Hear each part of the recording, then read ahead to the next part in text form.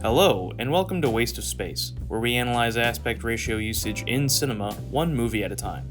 Today we're looking at the 1994 film Pulp Fiction, which is presented in the aspect ratio of 2:3:5 to 1. We'll be looking at this movie in three ways. Environmental shots, which include shots with characters in an environment and any continuous shots. Conversations, which include any scenes of two characters talking, of which there are many. And close-ups, including extreme close-ups. One of the earliest scenes to show off the environment, along with a conversation, is when Hitman, Jules, and Vincent are at the apartment. Continuous shots follow the two men throughout much of this scene, which lets them keep talking with minimal interruption as they walk to their destination. Their conversation seems trivial, but it's a conversation that gives insight into the characters and the world they inhabit. The aspect ratio lets this dialogue transpire while showing their environment with as little cutting as possible. Hanging out in environments also makes it easy for characters to populate the screen. You can see this when we're at Lance, the drug dealer's house, as well as Jimmy's house. These locations show off their domestic environments really well. We can check out the stuff that makes up the homes, as well as the characters themselves interacting within the homes. A scene where the environment really shines is when Mia Wallace and Vincent Vega go to Jack Rabbit Slim's. A continuous shot lets us follow Vincent as he looks at the restaurant and notices much of the same things we do. You also get a real good look at the place when Mia and Vincent dance on the center stage. The most careful use of environmental framing for me is when we follow Butch going back to his apartment to get his father's gold watch. In the hands of another filmmaker, this scene probably wouldn't be as long as it is, but Quentin Tarantino decides to follow Butch almost in real time, as a continuous shot sees him park his car a block or so away, walk through some backyards, make it to the building, and then finally explore his apartment. This slower pace matches the carefulness of Butch, who wants to make sure no one catches him. All the while, the camera captures the environment Butch inhabits and gives him plenty of space. Let's now look at the very first scene in the movie, a two-shot conversation between Pumpkin and Honey Bunny at the diner. We don't get a lot of the environment here, other than the table and whatever the window shows. It kind of makes clear that what's vital in this scene is the conversation, with the frame choosing a few different angles throughout. Jules and Vincent are also in the diner having a conversation. Their scene is a bit simpler, also starting with a two-shot, but rarely ever going past profile shots. And then we get the ultimate conversation with Jules, Ringo, Yolanda, and Vincent.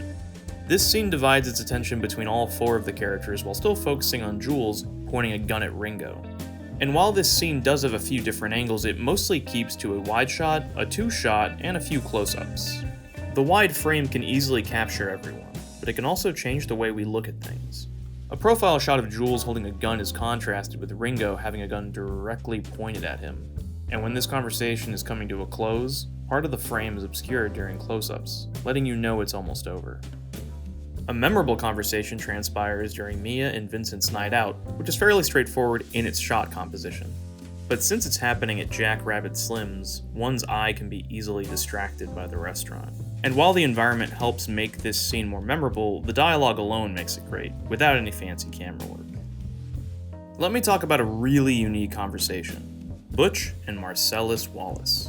This is our first scene with either character, and it starts off with a shot of Butch listening to Marcellus. This goes on for some time until a handful of money pops up, followed by a shot of Marcellus from the back and a close-up of Butch.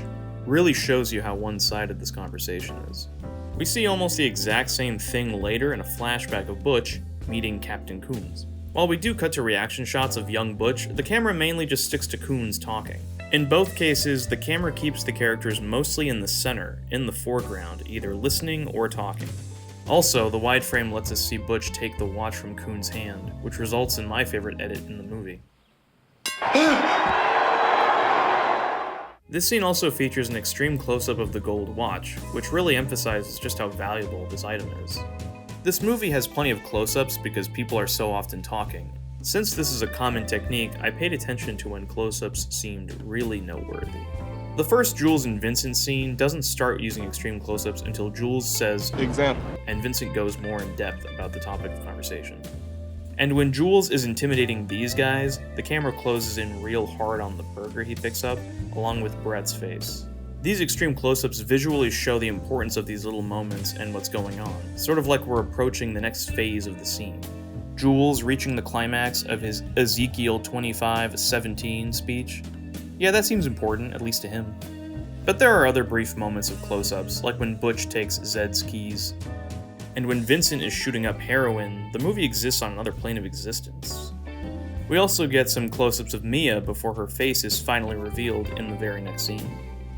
There's also the choice to start the first Lance scene all in individual close-ups, which is weirdly fun because it fully focuses on the conversation taking place. And finally, there's this sick shot of Butch re-entering the pawn shop basement with a sword in hand. This moment utilizes a continuous shot, environmental landscape, and close-up all in one.